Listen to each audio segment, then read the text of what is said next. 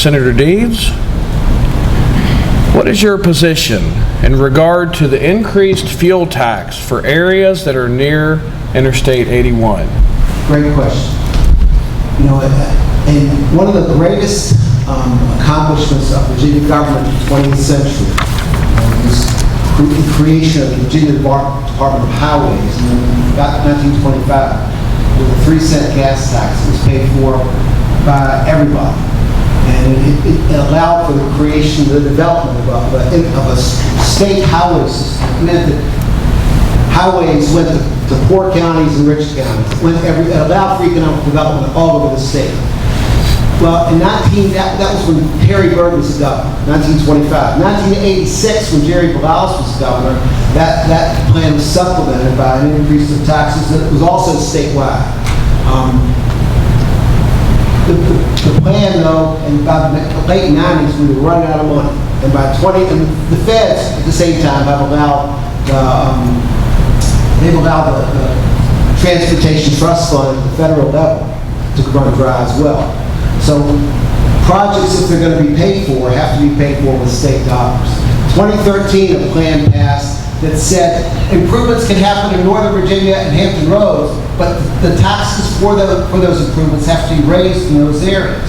Well, that was the only thing that was out there. So that passed. But what that meant, it cut us off from the wealthiest parts of the state. What that meant is that when we wanted improvements in our part of Virginia, we were on our own. So I voted for an increase. I knew we were going to have to do something on Interstate 81. And we passed a plan this time that resulted in a gas tax increase of 7.7 cents, I think, in the planning districts that touch Interstate 81. But we know this too. Interstate 81 carries 41% of the truck traffic that travels through Virginia. Nearly every product that's purchased in the counties, Highland, Bath, and Allegheny, that I represent, that don't have Interstate 81. Nearly every product that's purchased comes up 81, one way or the other. We know that 81 is an unreliable system. So the plan that passed wasn't perfect, but it was a plan that I voted for because I felt like we needed to get something done on the interstate. I would prefer to have a statewide system again. I would prefer for us all to be in this together because that's the only way for it to work for us. But in 2013, decisions were made that cut off Northern Virginia and Hampton Roads. If you go to those areas now, work on the interstate highways is paid for when you buy gasoline or toll roads, or if you're buying property up there, you're paying a higher reclamation tax. We don't have that. I'm not generally as supportive of the idea of hiking up regional gas taxes on folks that don't touch 81. I got to deal with the law as it is now, though. And so what I would do as your next state senator is I would go into the General Assembly and fight for 3 to 4 of those cents that are coming out of Allegheny, per gallon, coming out of Allegheny, Bath, and Highland, to go back into those non-81 counties and subsidize other infrastructure development to take care of 220, for example. Because if I'm going from here to Highland, I'm not going up 81. I'm taking 220. And I think that if the taxes have already been levied, at least some of that needs to come back home to take care of whether it be 220, it could be taking care of any 64 road that's ever needed. It could be other roads just in the area.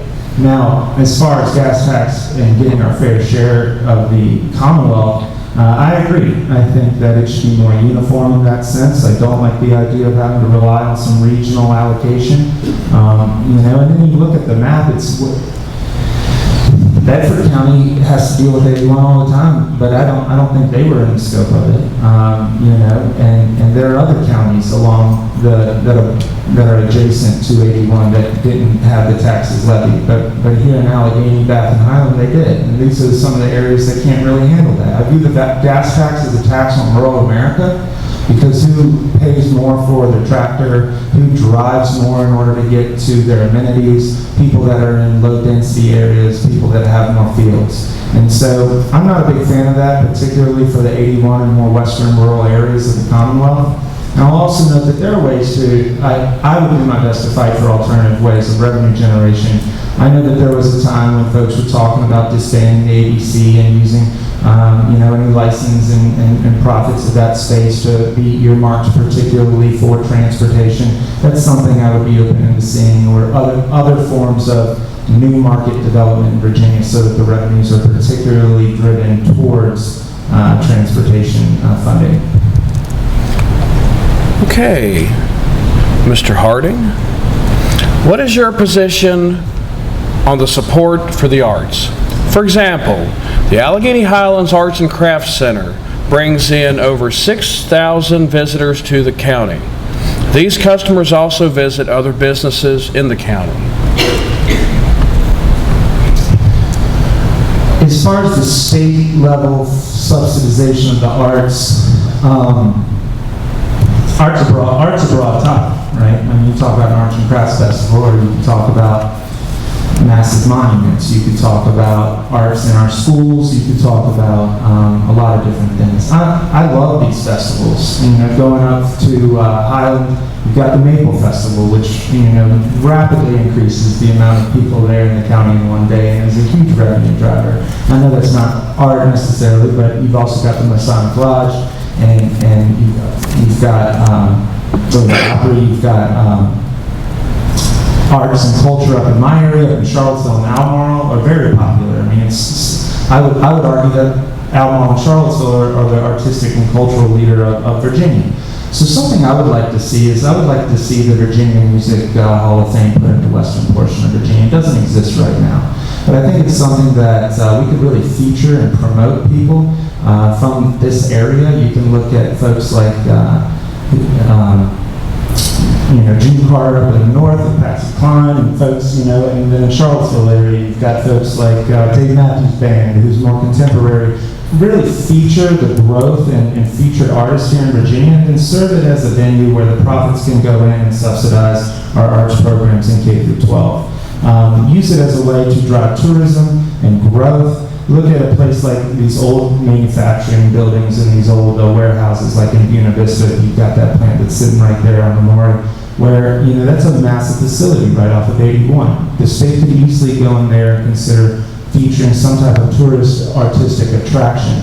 Now, as far as local arts and crafts fairs, I think that that's something that the localities and the chambers and the contributors and those who actually do the artwork and do the advertising and the marketing, I think that's something that should be left up to them.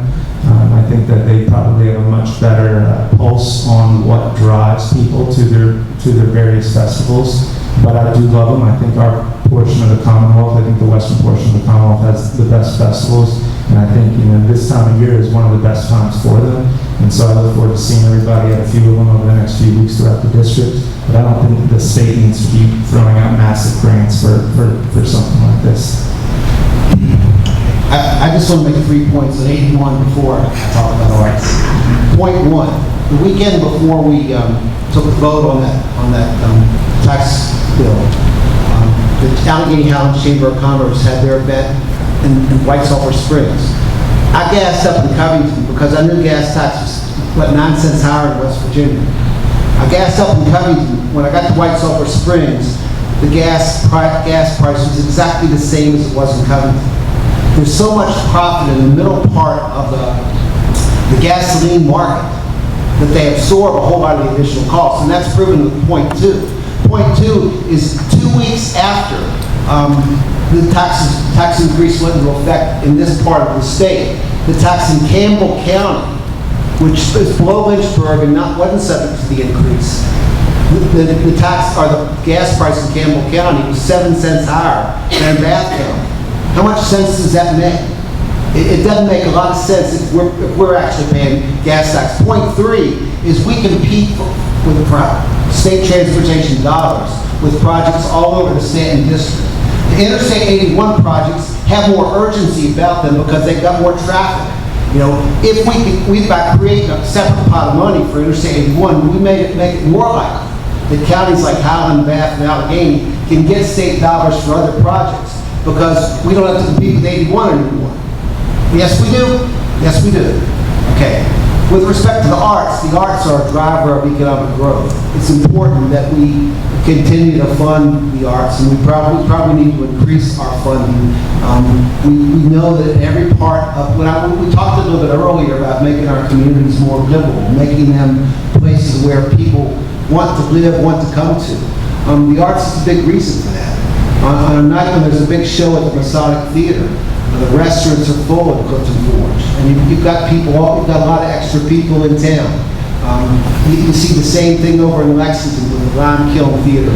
When they have shows on the weekend, you see lots of, you can see the same thing in Charlottesville, the Paramount Theater and the other concert venues they've got there. The arts is an important part of what we do. It's an important part of the economy. And as I see it, it's an important part of our educational system. Kids that learn instruments, that participate in arts, discipline their minds, they become better students, and they achieve at a higher level. The arts is an important part of our life, and so I support them. Okay, next question. This is for Senator Deeds.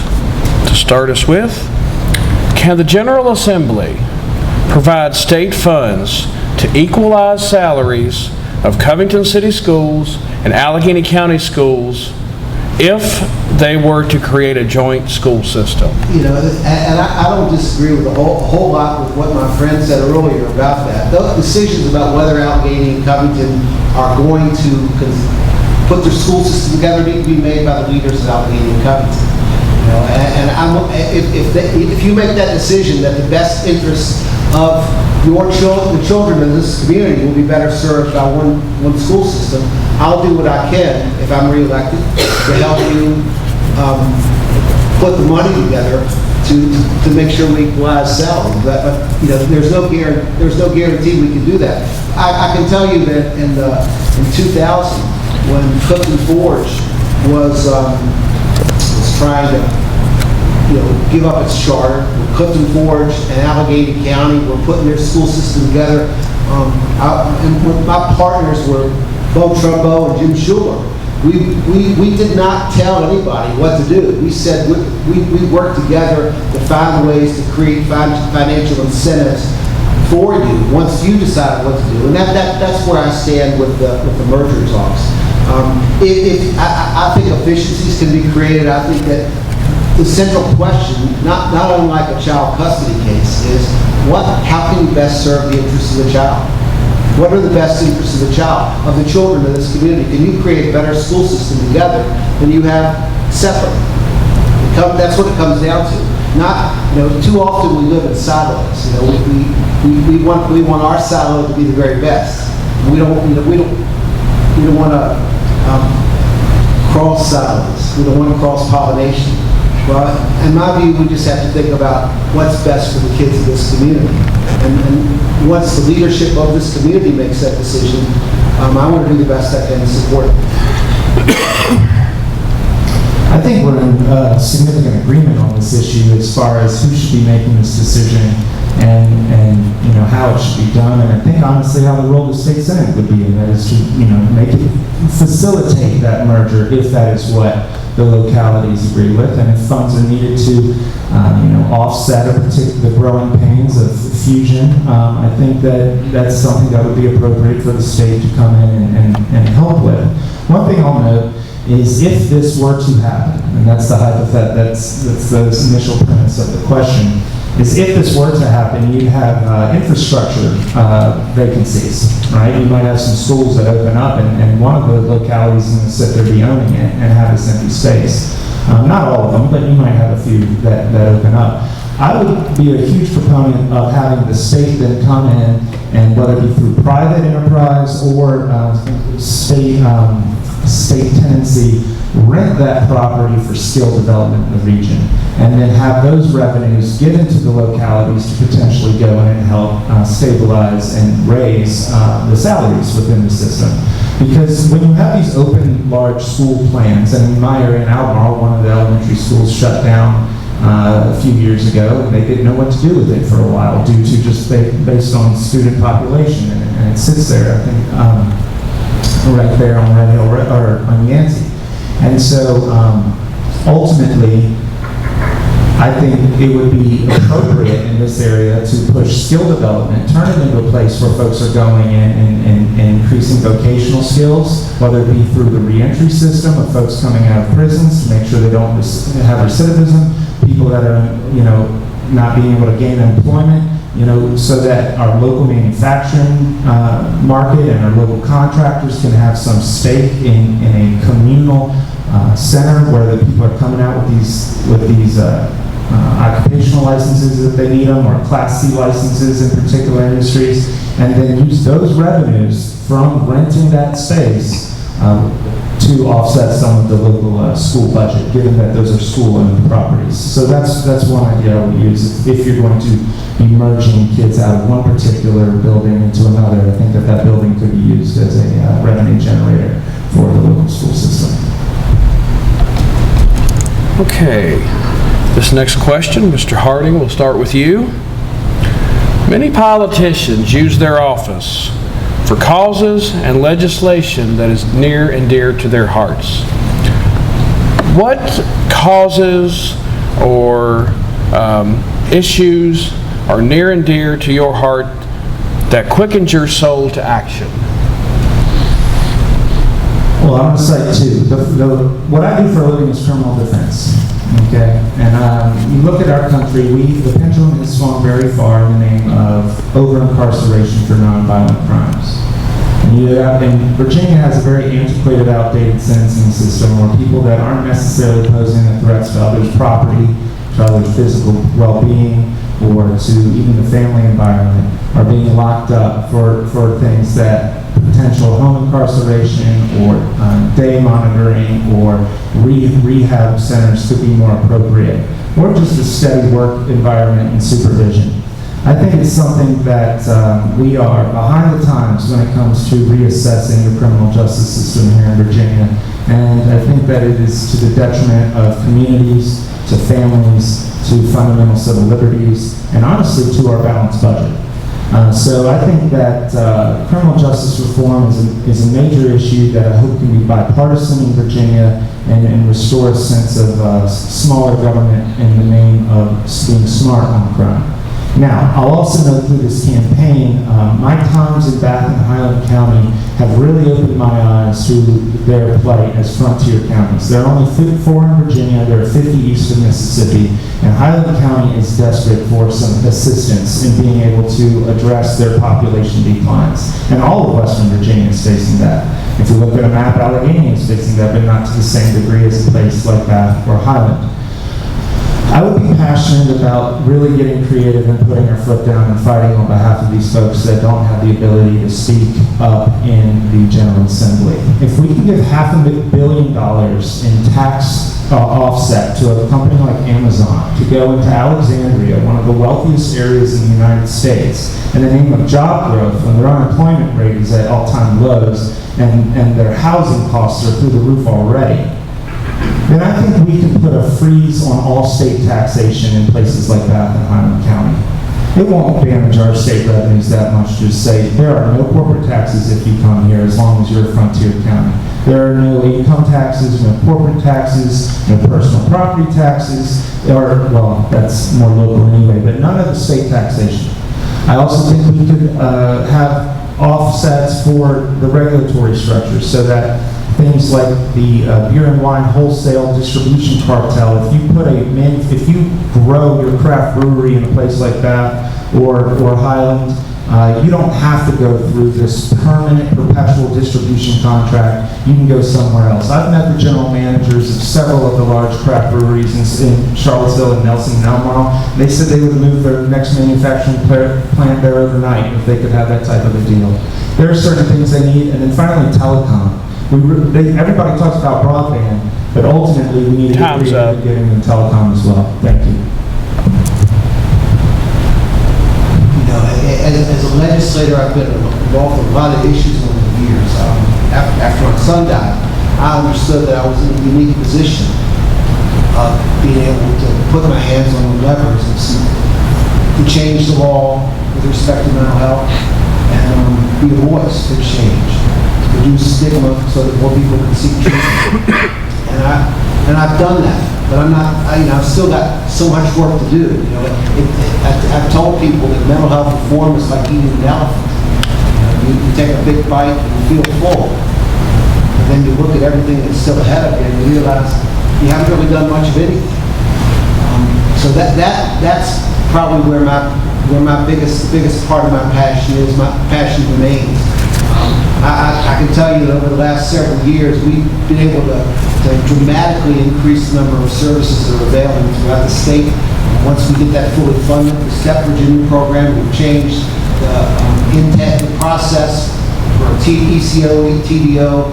We've increased evaluation. We've created a bed registry. We've done important things. We've created a process for one who goes into jail. We're doing the best we can to divert as many people with mental illness from jail, but once they go into jail, they're assessed, they're provided treatment, we provide a discharge planning for them on the way out. We are changing the way things are done in Virginia, and I think we really have a chance to create a system that's one of the best in the country. We have so much work to do. With respect to rural economic development, that's always been something, of course, I've lived in Bath County just about my whole life. I don't know too many companies that are going to come to Bath or Highland County that are going to employ a lot of people because we just don't have the workforce anymore. We don't have the people there. Highland County has 2,300 people. It's the least populated county east of the Mississippi. So we have a lot of work to do. Part of that is making sure we have the telecommunications equipment, including broadband, because I thought for many years, I realized this in the mid-'80s when I was doing real estate closings there, and people realized in Northern Virginia that they could buy 300 acres in Highland County for the cost of a corner lot in Vienna. They came to Highland County. I realized that if we had the wire then, people could live in Highland County, they could work in Highland County, their business can be in Fairfax. We just have to change the way we think about economic development. I remain committed to those ideas. It's one of the reasons why I'm working hard now to create a state park in Highland County, because that's going to be a job driver. I'm working hard to make sure that we can refurbish green pastures here in eastern Allegheny County. I'm working hard to make sure we can do a better job of funding Natural Ridge State Park, because all of those are rural economic drivers. Okay, this next question will start with Senator Deeds. And sort of following up what you had just answered, what are your views concerning the Step Virginia initiatives impacting behavioral health? Step Virginia is significant legislation, maybe the most significant mental health-related legislation that's ever passed. It took the list of mandated services that a community service board must provide from 2, emergency services and case management, to 10. It explodes the services, basically. The whole idea is that your zip code shouldn't determine which services are available to you when you have a crisis, when you're in need. Anybody in Virginia ought to have access to the services they need. That was the idea behind Step Virginia. We knew at the time that it was going to be an expensive program and that we were going to have to do it in a series of steps. And my view is it won't be completed, by probably 2024 or so. We're probably about $150 million a year away from completing that program. So the number one issue with Step Virginia is we've got to remain vigilant and make sure we fund it, we complete funding. Number 2 is we have to make sure we continue to test what we're doing so we can make sure we're accountable dollar for dollar.